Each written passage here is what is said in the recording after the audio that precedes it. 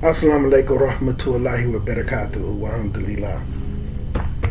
So I was reminded of a couple of important Quran ayahs today. Surah 15, ayah number 2, for the most part. So a Muslim sister, man, sent me a video of a little Muslim brother that I basically raised, right? I knew his father. So basically, I know his father. The Muslim brother that I was talking about, that the father got the house for, and he was trying to rip off the Muslim sister, these two are brothers. These two are brothers, right? I've always been in their life, right? When I had my store, if they was doing good in school and they was cool with their mother, I would let them come sit in my store, clean up. I had like a TV with a video game hooked up to it. Let them play the video games, used to kick it to them. Had bought them a lawnmower and set up, they was calling it a lawn care business, but I set it up for them to where when they got yards, and they would cut people grass to make money during the summer and shovel their snow during the winter to keep money in the wintertime, right? And some other little things. And like I said, seeing them in the store, they would be in my store, and when I would be unpacking the boxes and hanging the clothes up, I would let them hang the clothes up, put some of my stands together, and just try to keep them focused on business. And to see today how they had that entrepreneur thing in them, but they chose two different paths in life. And it made me think of that Quran ayat, because the one who in the video now, he didn't take to the Islam as a kid. He didn't accept Islam per se until he was in high school. And he got a hold of me and was like, he called me Pops. If you see him right now, he gonna tell you I'm his father. He's like, I'm ready to take my Shahada. You know what I'm saying? So he don't call me Pops all the time, but if he wants something, when he was younger, he'll call me Pops. But generally, he gonna call me Yasin or Suna. So he was like, I want to take my Shahada. Can you take me to the masjid?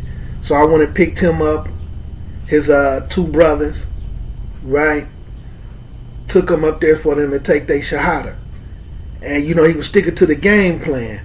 I used to, on the weekends, like the kids in the neighborhood, they used to call me the hood father. All the kids who didn't have no father or whatever, and they was all their friends, they used to come over my house on the weekends, and I'd teach them how to box, how to work out, how to exercise, change their diet to stay away from a lot of candy, and, drink plenty of water and things that hydrate you, eat you some fruits. But he was the one who stuck with it. I would take them to the park, teach them football drills, how to understand X's and O's. Even wallahi, I used to get them up real early because some of them had football dreams. And anybody who played football, about sometimes in the morning the practices is tough, but they make them practice in the heat. So they'll be prepared to play in the games with all that equipment on. So I used to take them to the park. And this playground, it had a playground, but it was in the sand. And I would have them run around in that sand, throwing on the football, playing football games with them, having them hike the ball, but to build them up, to have them running in that sand. He was the only one that would stick with it. You know what I'm saying? And I used to tell, because he was small, you might not make it to the NFL, but I think you can make it to college. But you can get a scholarship and use that to get you some type of degree, but make sure you go to school for something that you'll be able to use in the future. And wallahi, man, he listened to it. He listened to it. So he, when he took his Shahada, when he was younger, but his two brothers, they was Muslim, as little kids. Like I said, his brother is the one who had the situation with the house where he trying to rip the Muslim sister off. Well, I'm seeing him leading the salats and other things like that, right? So, like I said, I'm cool with their father. And their mother, when she ended up accepting Islam, just through different things, just being able to be around and help them when they needed it also. So let me show y'all this video just to show the contrast and it reminded me of this Quran ayat. I'm going to show y'all the video, man, his mother sent me. And I still stay in tune with him. But just to show, hold on, let me pull it up real quick. What is up, my people? I know a lot of you guys been asking about the merch. It's on the way. What is up, my people? I know a lot of you guys been asking about the merch. It's on the way. I'm still setting up the website. It should be done by next Wednesday, inshallah. This brand is rooted in Sunnah.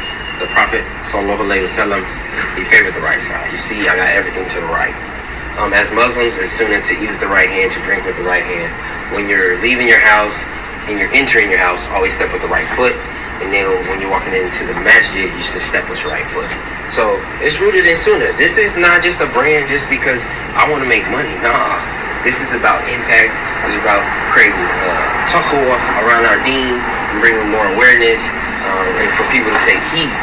We got the Helm quarter pants, plush. I ain't gonna lie to you. They feel good. I was surprised. Nice. And then we got the Baraka Culture shirt. You see it? Organic cotton. So that's where we're going from, because this is a modesty premium luxury brand.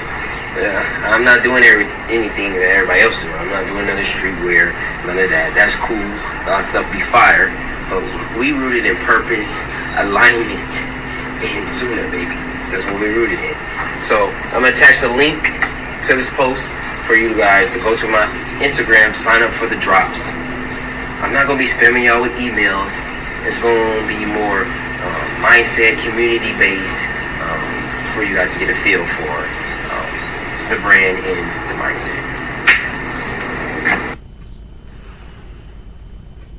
So this is a little brother promoting his clothing line. But keep in mind, he only 30, 31. He's a realtor. He got his realtor license. Right? He graduated. He got him a degree.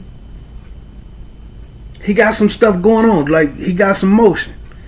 But he's still young. He's still young. And he got his deen up. You know what I'm saying? His brother also has a clothing line. But his brother's clothing line is geared towards hunting. Because he's not targeting urban people. So he has like hunting coasters, camouflage, fishing gear with the big boots. So his brother also has a clothing line, right? And like he said, this is for the Muslim. He not doing the streetwear, but the other two, his brothers, who was Muslim before him, they wanted that street mentality. He wanted to come up out of it. You see what I'm saying? And me watching them and them seeing me, you know, bringing them to the store, taking them to go work out, and just being around them. And to see the contrast of the one, his older brother, he's the middle one. The older brother, now he's trying to rip Muslims off. But it all boiled down to deen and environment. He picks his deen up. They put their deen down. And they like night and day. And wallahi, once I seen his brothers going a different route and him trying to stick to the game plan that I gave him as a shorty, like I told him, you might not make it to the NFL because he's real small. But if you bulk up, you can possibly make it, but you'll be good enough to go to college and get a scholarship. You do good through high school, keep your grades up, they'll give you a scholarship.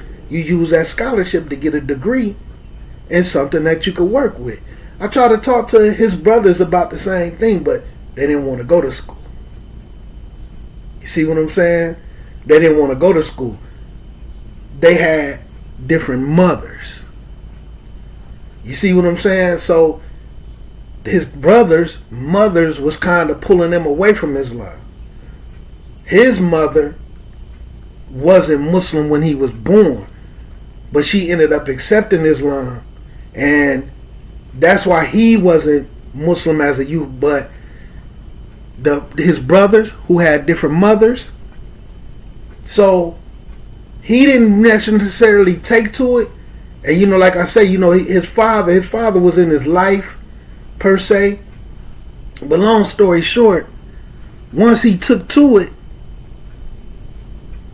it made a difference for him. It made a difference for him, man, in choosing that deen. And to see him, like I say, he got his little clothing line off the ground. He might not, I won't see it, he probably won't make millions. But Tawfiq was with Allah. May Allah bless him and bless him with Tawfiq in all of his endeavors, right? And if it's written for him, and or if it isn't written for him, may Allah rewrite that Carter and allow him to make millions of dollars off his clothing line, or take the money and turn it into different businesses. You know what I'm saying? Don't take the money and splurge it.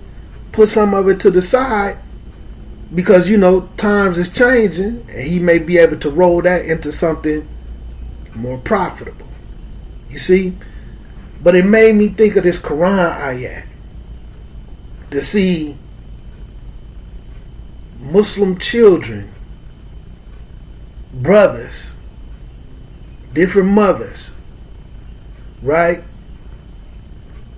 And a lot of the stuff, like I said, as youth, me setting up and by him being bad, it was certain things he didn't get to partake in because he didn't want to.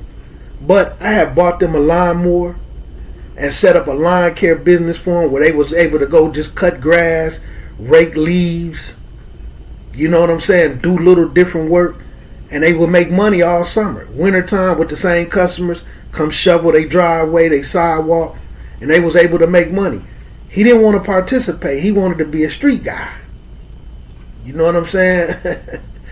And I used to sit down with him, because he told me out his own mouth he wanted to go in prison. He wanted to go to prison on purpose.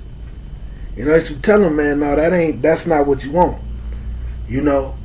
But to see where he is today, and that deen is what made the difference, because they was headed on that path, but they put the deen down to go to the streets.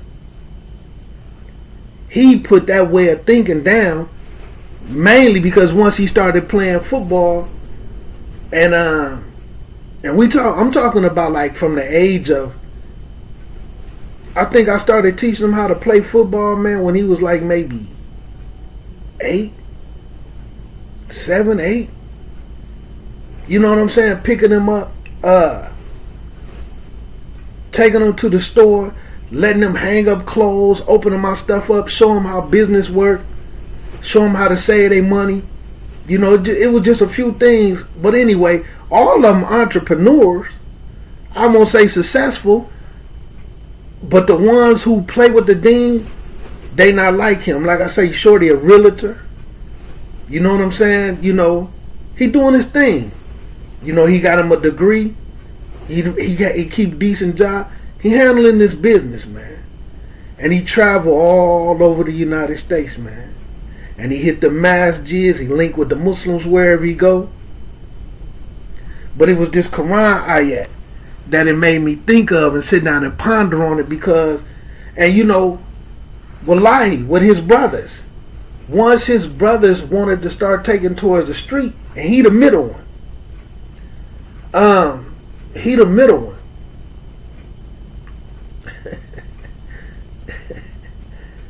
The crazy part is, his younger brother is not only his brother, but is his blood cousin. Not through no incest, but they don't have the same mother. So his youngest brother, he's also related to, they got the same grandparents, same grandmother, same grandfather. You know what I'm saying? Like I say, it ain't no incest. So his younger brother is also his cousin. But I told him, man, quit hanging with them. They his brothers, but they quit hanging with them. Stick to your school, stick to your football. Quit hanging with them. You know what I'm saying? And wallahi, I'm glad he did it. I'm glad he did it. You know, it was a moment where, you know, him trying to be the good guy, they got caught up in a situation in the streets that could have went bad. And then they called me on the phone like, we need to see you. And I met up with them, and they was talking about getting reckless. And I had to tell them, man, as men, talk that loss up. Talk that loss up. You know, little situation over a girl. Talk it up, bro. Leave it alone, because it's not worth how bad it can get. You know what I'm saying? You got a future. And they listened to me. They left it alone. You know what I'm saying? So to see him, he got more going on than that, but to try to have a little sooner clothing line, speak from his deen, and then to see his brother trying to rip Muslims off. It's crazy, man. But it's that deen. And this ayat in the Quran, Surah 15, ayat number 2. And it says, a day will come, not just the kuffar, but a day will come when the people will wish that they were Muslims. They're going to wish they was Muslim. They're going to wish that they practiced their Islam if they had accepted it. They're going to wish that they stuck to the Quran and the Sunnah. That day is going to come. Allah is letting us know. And I'm looking at them. He chose Islam. They chose something different. You see what I'm saying? He chose to fast, pay his zakat al-fitr, get his prayers in. They chose to put all that down. They chose weed, alcohol, girls, desires. You know, a particular image in the street. Even when I sit down and try to talk to them, and even when I bring a Muslim sister to you to do business that your father put up for you to have this house, and you do bad business. Even going on till this day. You know? And then to see his brother a realtor, all type of stuff, man. He chose to use his football, get a scholarship, go to school, graduate. They didn't want to go to school to do nothing. You know what I'm saying? Well, one of them claiming to go to trade school, but the younger brother, he doing okay, but his Islam isn't good. You know, he got like I say, their father set him up. So, you know, he got a couple of little properties, some trailer homes, like a bed and breakfast, where he trying to get a bed and breakfast off the ground. And he has a clothing line also, but it's for people who hunt. You know, it's not Muslim clothing. You know, he sell the little camouflage jackets and the boots that you fish in, and you know what I'm saying? But he's doing okay. You know what I'm saying? He was also selling them pit bulls. You know, he had some pit bulls, man, that was like, you know, not just pit bulls, but the little Frenchies, little expensive dogs. He had some little $16,000 dogs. But his Islam is not good. You know, but at the same time, he don't be trying to rip off Muslims, or he don't disrespect no Muslims. And I even talked to him, and he was like, man, when I turn 30, I'm gonna go ahead and start being real serious. He had that game plan. Right now I'm gonna live how I live, but once I turn 30, 31, because he the youngest, like he 30, 31, then the next one like 29. But that's what he keeps saying, like, well, like when I turn 30, between maybe 30 and 32, then I'm going to straighten up and all that. And may Allah bless him with the time. And I'm going to start deening, and I'm going to do this and that. But that day is going to come where they're going to wish that they chose Islam and stuck to it. Just like us. Some of us who have desires, we pick the deen up when it's convenient, and then we put it down when it's inconvenient. So then it continues and says, Allah tell the Rasul, just leave them alone. Leave them to sit around and eat and drink and enjoy themselves and be preoccupied and deluded with false hopes and desires. Let them chase Let them chase these dreams that isn't going to amount to nothing.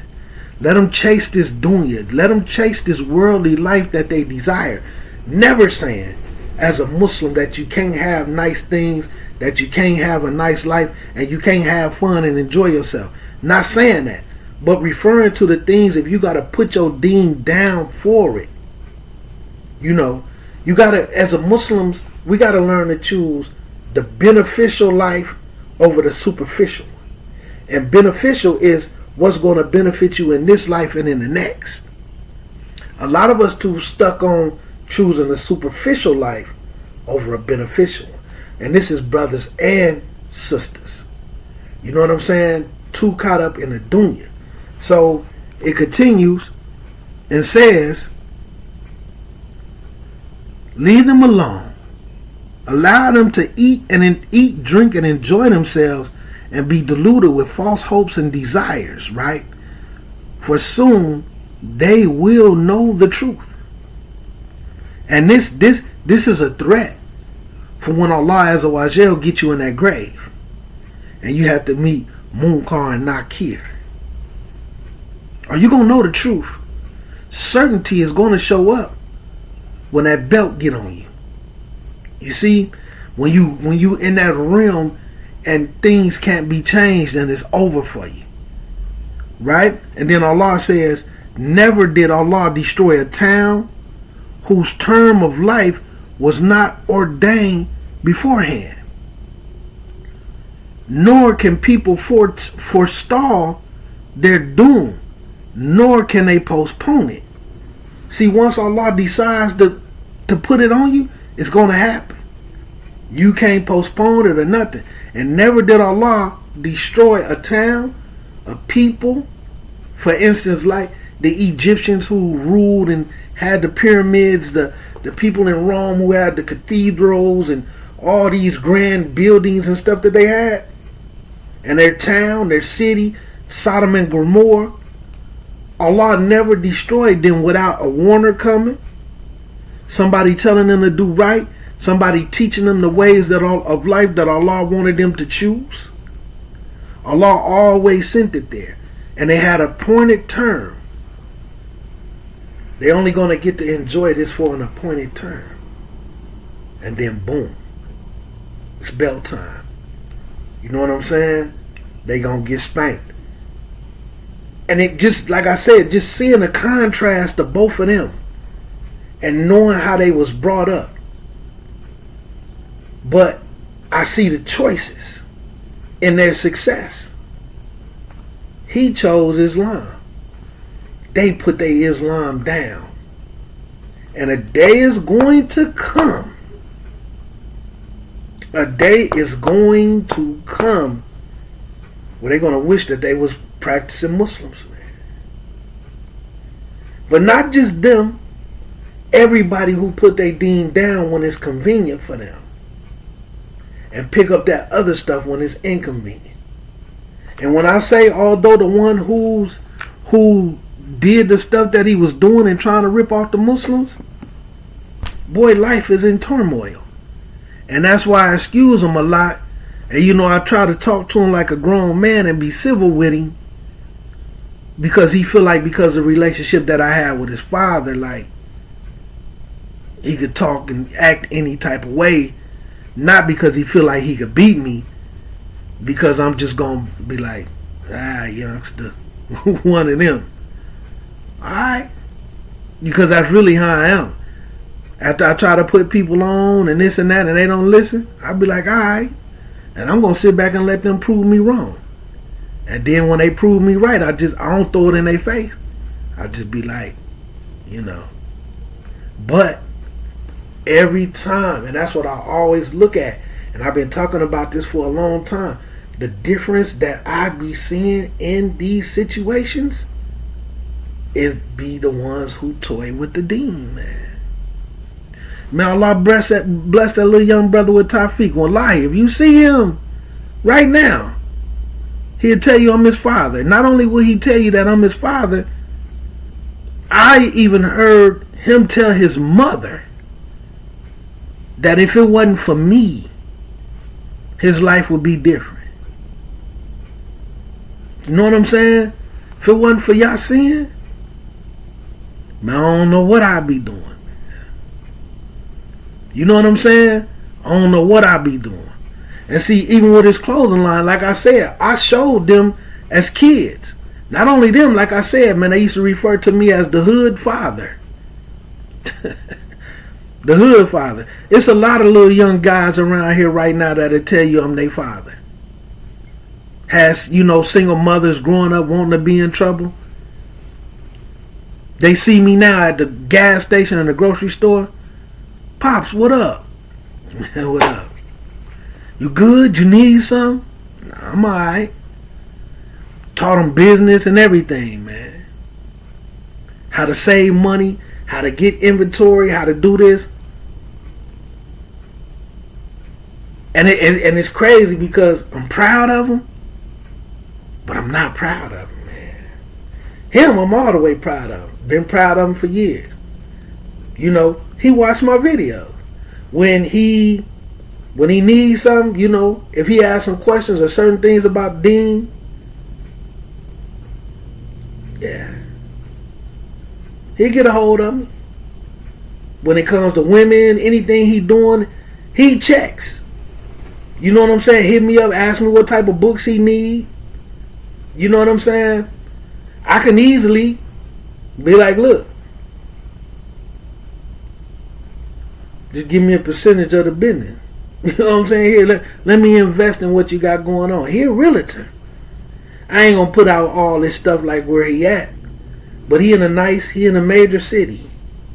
He in a realtor. You know what I'm saying? Real estate agent, he licensed. He getting to it. And he's only like 31 years old. And I can easily be like, look, some properties line up right up there for a particular price. Get a hold of me. You know what I'm saying? Get a hold of me. You know what I'm saying?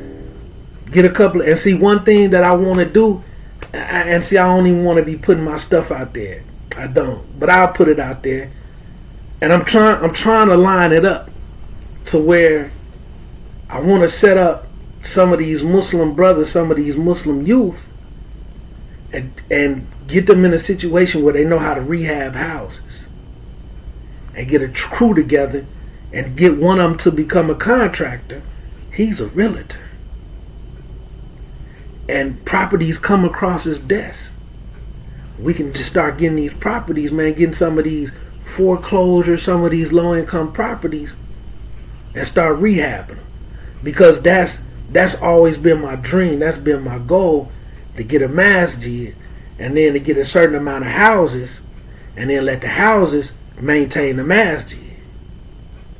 That way we ain't got to worry about donations or, have certain doctors or engineers come in and throw their weight around and start paying for stuff. Then next thing you know, they on the board because they spending their money, and now they want to introduce bid'ah into the sanctuary. And then we go for it because they paying for stuff. And then pull stunts and steal the whole masjid from right up under you legally through your 501c3. And that's what I've been wanting to, but trying to get some of these little Muslim brothers who gonna be trustworthy enough, who gonna stick to the script, and we start rehabbing houses, man. You know what I'm saying? Even set up things where you don't have no home, you don't have anything going on, nowhere to really live, and if y'all off papers, get one of these big houses, especially like in the area where we in. Get one of these big houses, man, with like 4-5 bedrooms, 3 bathrooms. Fix it up, rehab it, paint it and this and that, and start letting Muslims stay in it that don't got nowhere to go. You see? Even have one for, if we had to have one for the sisters. That's what I want to do. You know what I'm saying? So, and that's what I've been working towards, trying to get it established. But I guess because I'm already okay, I don't push for it because the Muslims too all over the place. You know what I'm saying? And like, I don't have no money. I'm not a rich person, but I have people who I study up under, and they from overseas, but they have money, and they be willing to like, look, you go get a building, we'll pay for it, we'll pay for this. You just let us know what it is. You pay for it, you run it, you get this program up off the ground, and then certain ways where I can get grants and all that stuff. It's already set up. But I just every time I step foot into a situation with some of these Muslims here, it go haywire because too much playing with the deen. You know what I'm saying? But alhamdulillah, man. And it's going to come a day, like Allah tells us in the Quran, even if they accepted Islam, it's going to come a day, man, when they're going to wish that they was practicing Muslims, man. That's for all of us. That day is going to come when we're going to wish we didn't play with this deen, man.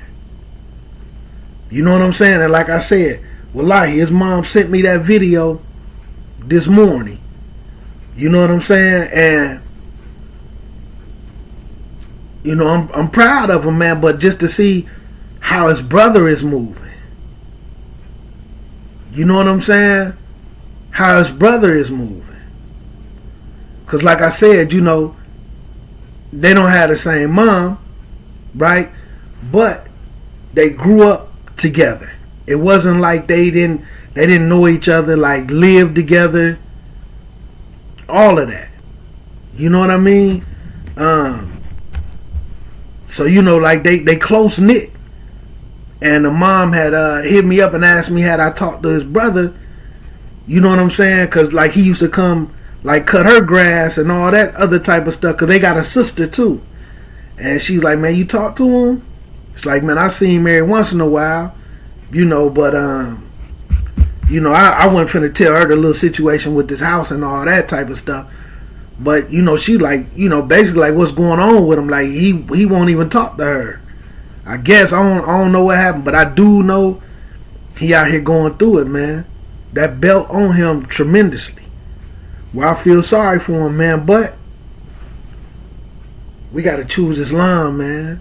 And wallahi, I'm not talking like I'm better than anybody else, but it just be I love situations like this, man, where it remind me of something in the Quran, man, and it just make me look at all these situations, man, like how I've been saying, Allah just been bringing it full circle for me. They're gonna wish that they was Muslim, or they're gonna wish they accepted Islam, but they're gonna wish that they remained steadfast and stood on their deen the way they were supposed to. Because once they know that the truth, once they enter that grave, yeah, they gonna know it for sure then. Once that Yaqeen sit in, they're gonna wish they was different. They're gonna wish they was different, man. You know, and these are the type of things that make me tighten up. And you know, while I'm on here, I didn't even want to answer this on here, but because this isn't an encouragement to do sins. Sometimes a sin, because this is where the confusion comes in with these hadiths and these Quran ayats.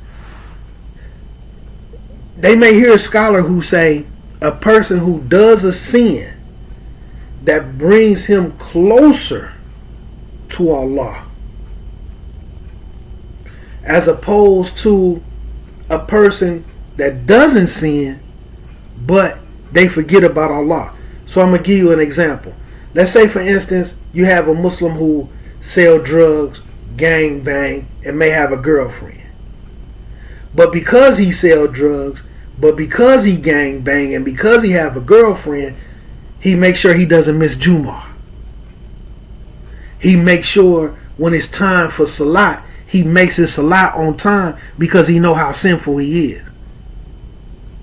So his sin make him remember Allah.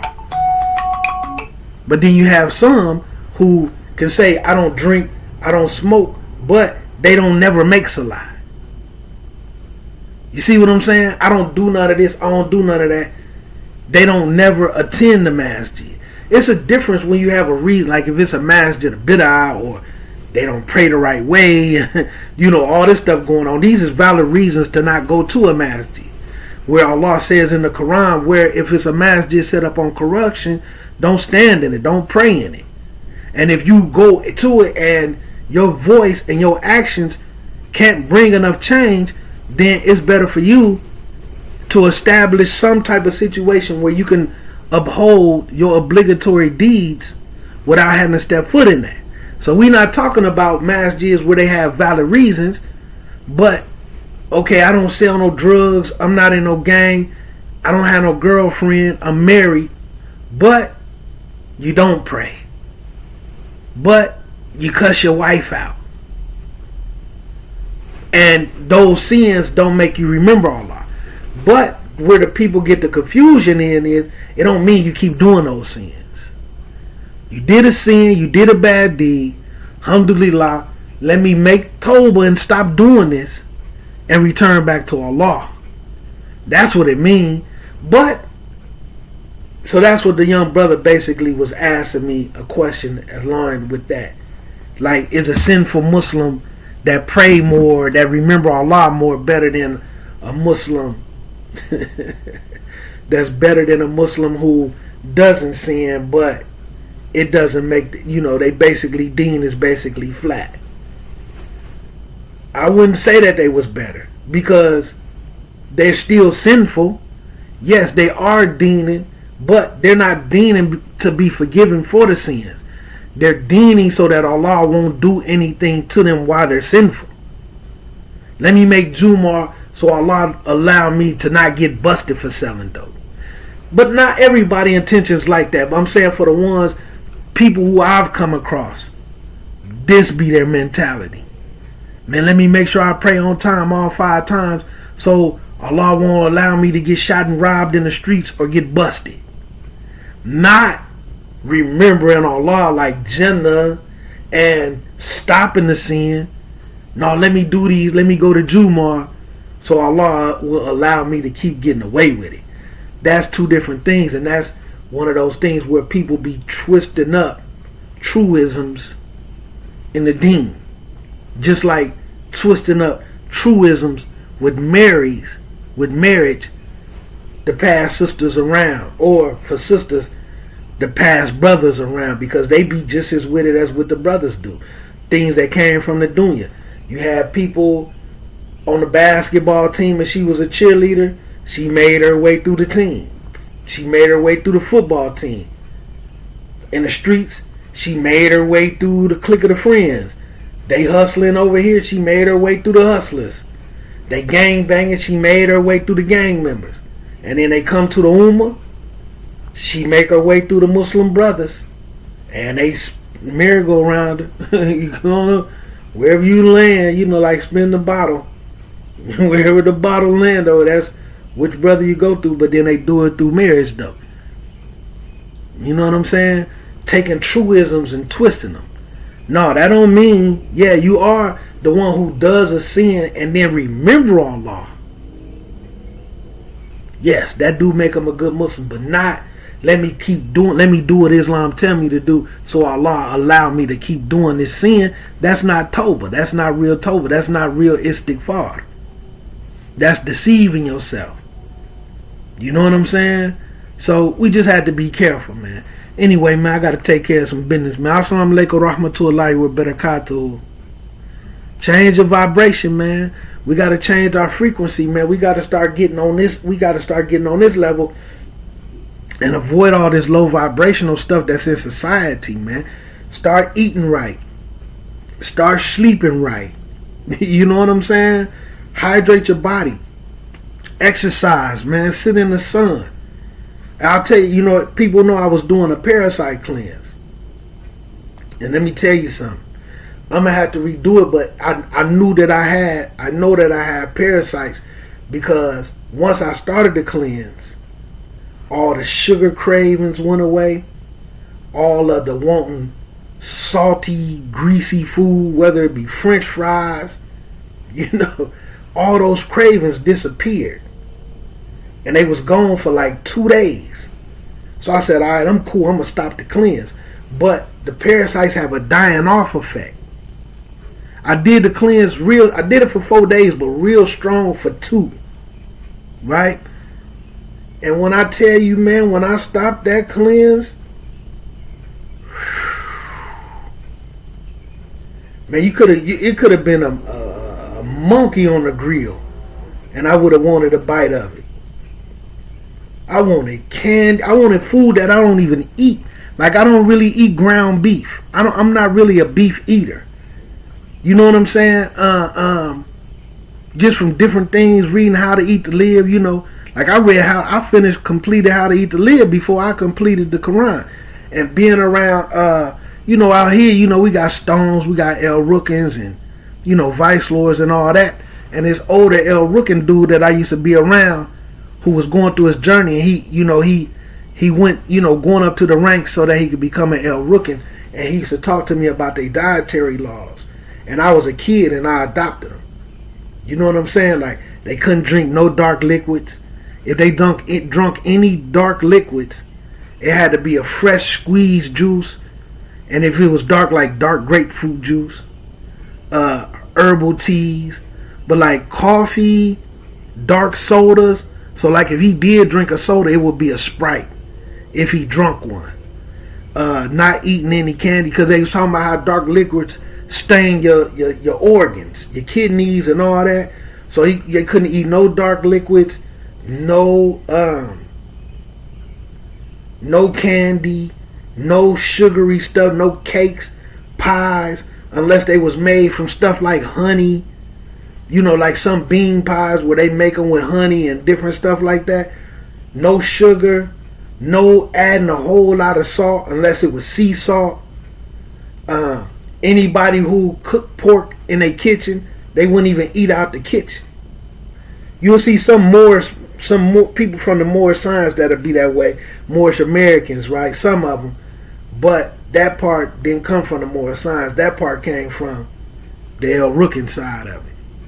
And they be Moorish American. So coming up under that and then not eating no beef. So I wasn't eating beef and pork as a kid. You know what I'm saying? Because the way beef is, and if you're going to eat beef, it got to be cooked a certain way, and don't ever eat the ground beef if you can avoid it. So I don't really eat a lot of that already. You know what I'm saying? So occasionally I will, but I was craving burgers from just all over the place, but that was them parasites, to the point where I was almost getting emotional. And it made me realize, like a lot of people, when I be seeing people and they had these cravings and they had these intensities, it's because they had parasites. And my parasites was trying to live. They didn't want to die off. And I mean, the cravings be so bad, I was giving in to some of it. You know, I don't really eat like ice cream, a lot of dairy stuff. Man, I'm eating ice cream sandwiches. So I got to redo it, but we just got to start vibrating high, man. And now that I'm more prepared for what I had to go through, yeah, man. But we got to get it together, man, as Muslims, man, so that our way of thinking can elevate. We caught up in too much low vibrational dunya, man. And like I said, I'm showing, man, the tale of two Muslims.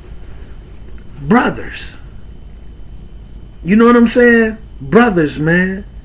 One on the up and up because he chose Islam and the college route. The other one just out here bad, man, going through it because they put their deen down to be cool in the streets. What a horrible exchange, man. What a horrible exchange. Anyway, assalamu alaikum warahmatullahi wabarakatuh.